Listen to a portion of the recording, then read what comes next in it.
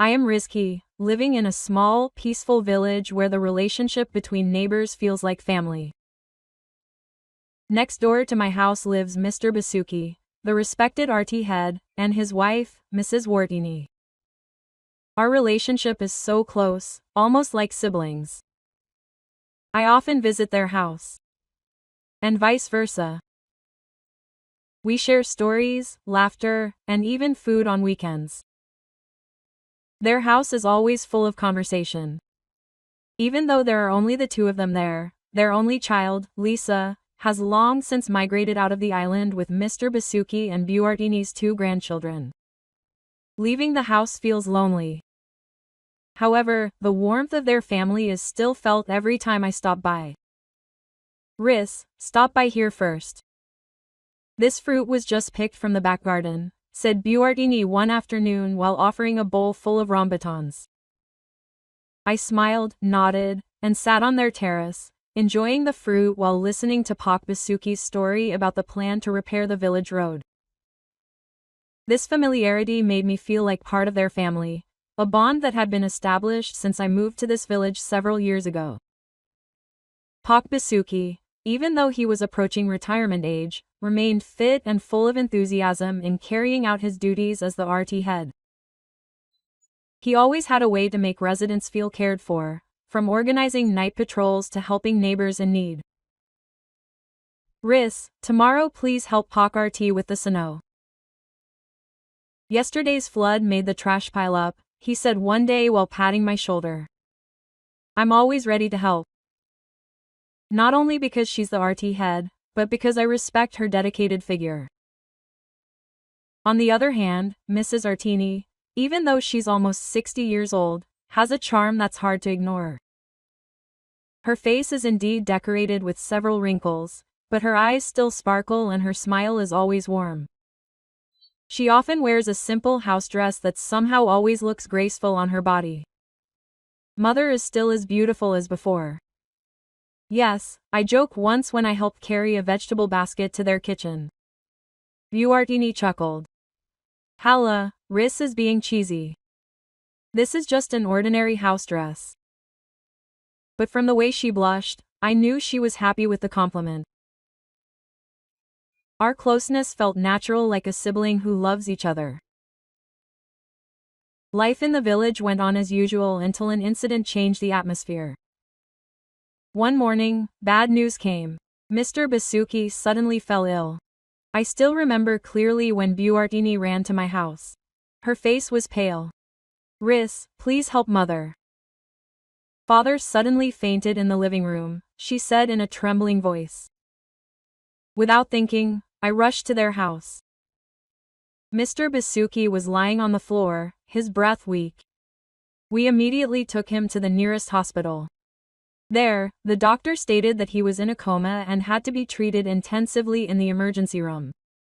I saw Buartini sitting beside her husband's bed, holding his hand tightly, her eyes filled with tears.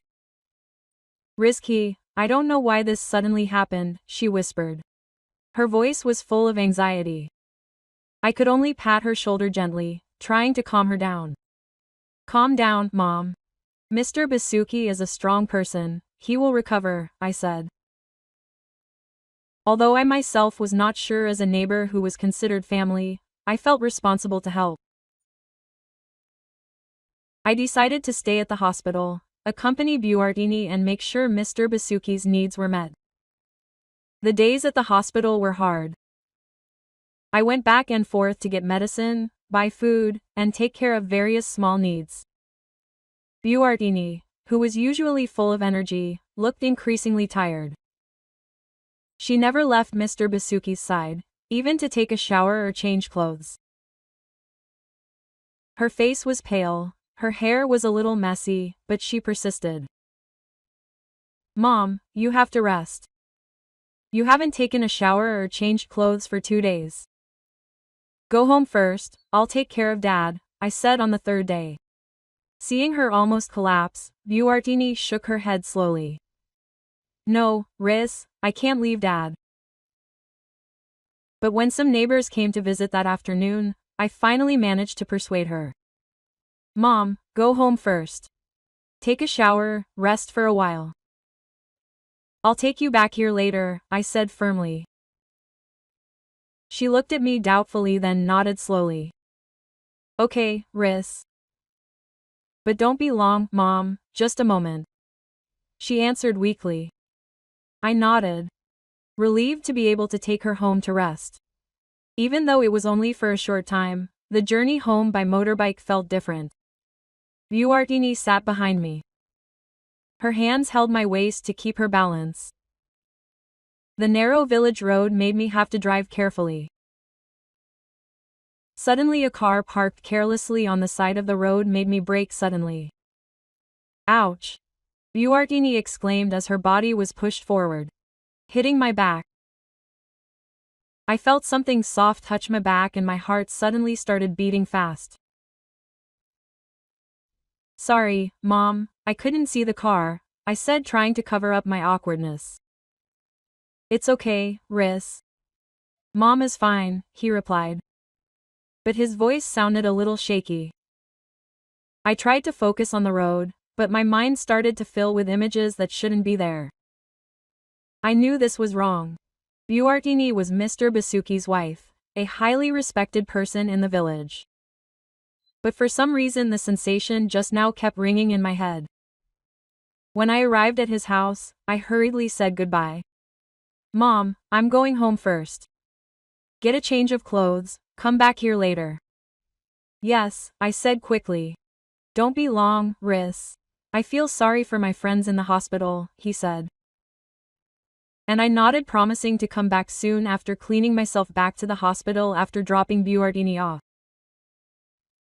I still felt an unexplainable anxiety. Wartini's tired but charming face kept flashing in my mind. At the hospital I saw her sitting beside Mr. Basuki's bed. Her hand tightly gripped her husband's hand, which was connected to an IV line.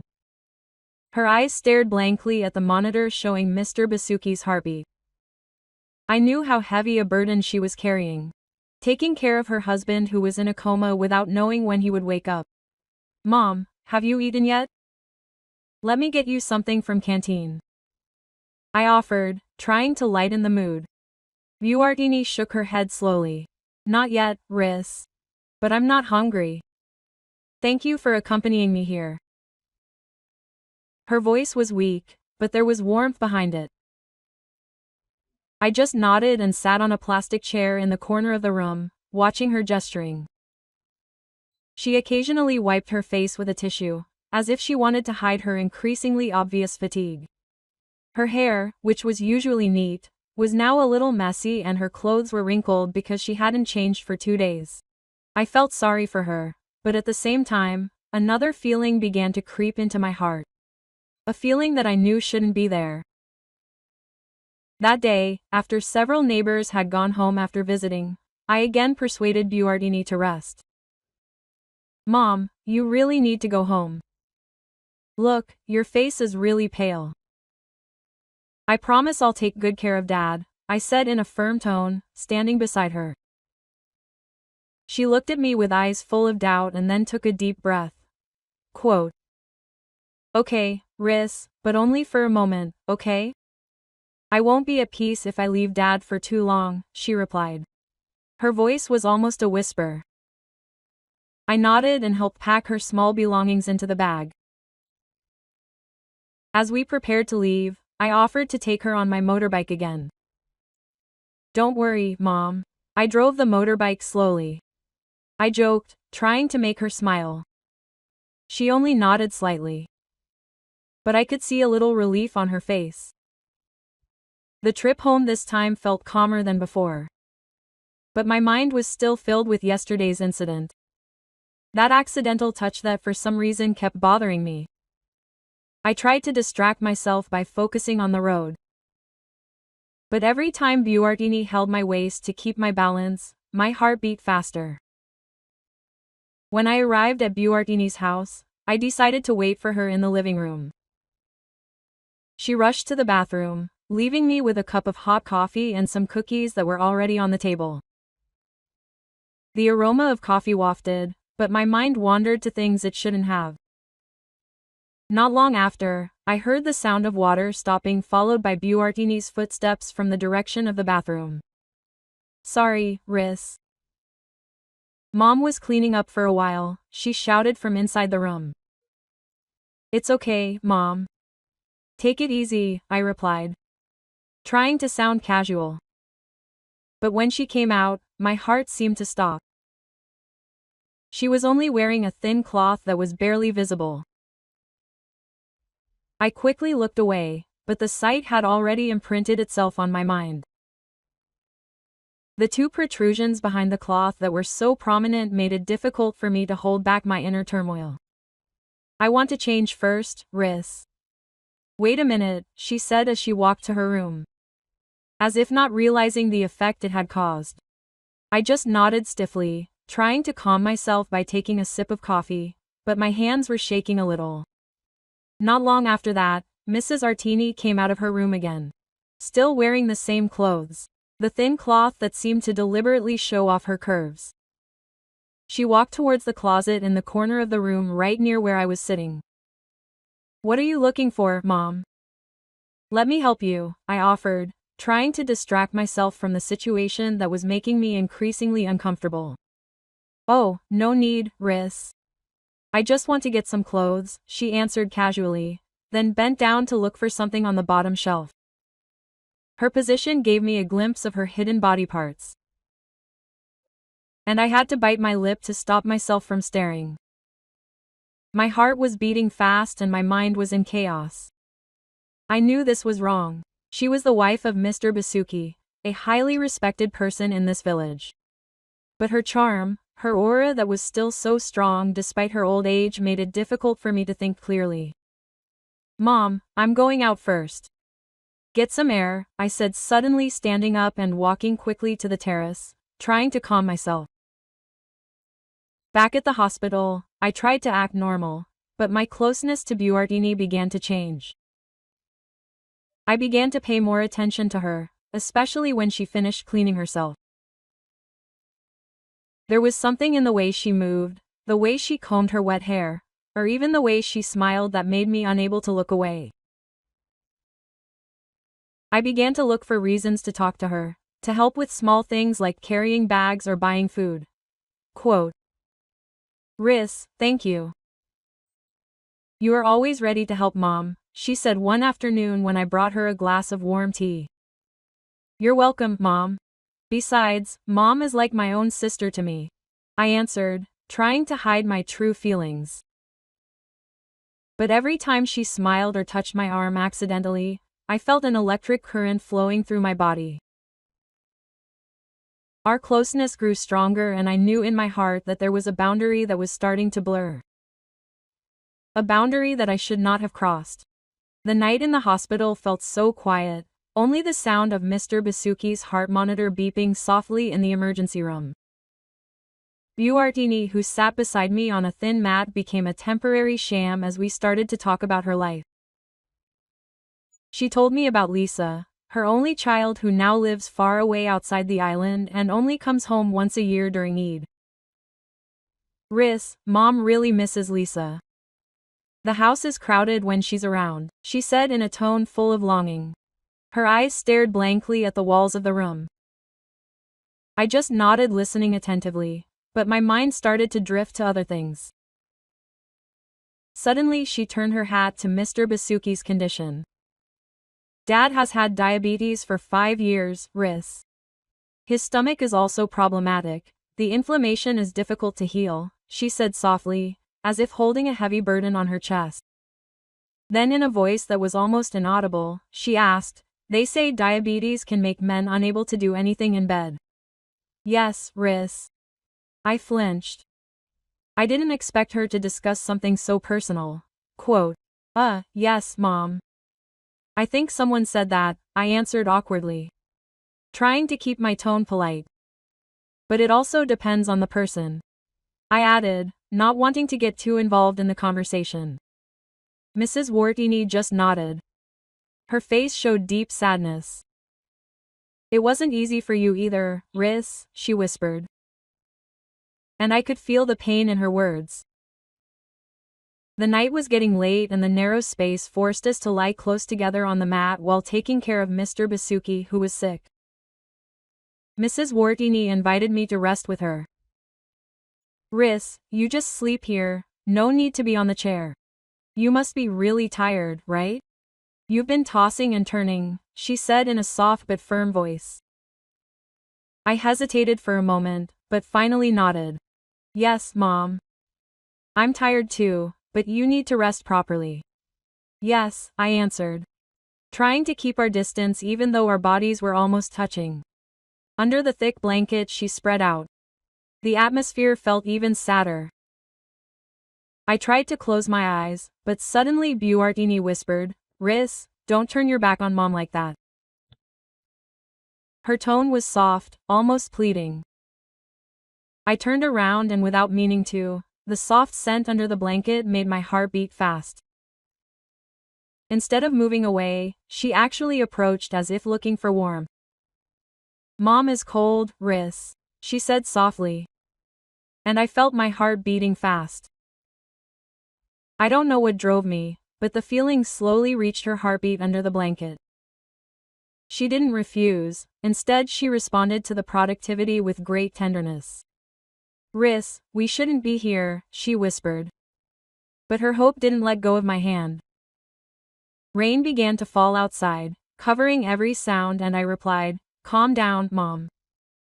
No one can hear it, it's raining like this." The turmoil inside me is unbearable. And from the way she looked at me, I knew she felt the same way. What happened that night was like a dream that shouldn't be real. Under the blanket, productivity approached each other. Stepping into a limit I never imagined before, I occasionally glanced at Mr. Basuki, who was lying soundly with an IV in his hand, as if to make sure he wouldn't find out. When it was all over, we were silent, just staring at each other in the darkness. Guilt attacked me. "Mom, I'm sorry, I shouldn't have," I said softly. My voice was full of regret. But Wartini shook her head. Her face showed a calmness that I didn't expect. "Riss, actually you should be the one thanking me. It's been a long time since you felt anything like this, Dad. He hasn't been able to do anything since his diabetes got worse, especially in the last 2 years," she said honestly. "But we have to be careful, Riss. Don't let anyone find out," she added. Her tone was serious. I nodded in relief because she wasn't angry. But at the same time, I knew what we did was wrong. "Yes, ma'am. I promise I'll keep this a secret," I replied. Although my heart was still torn between happiness and guilt, the next day, the atmosphere changed when Kepada, Mr. Basuki's younger sibling, arrived at the hospital. She came with a worried face, carrying a bag full of food for her older sibling. "Riss, thank you for accompanying Mbak Wartini. Now I'll take care of her. You go home first and rest," she said with a sincere smile. I looked at Wartini, who only nodded slightly. Quote, "Yes, Bua. We're going home first.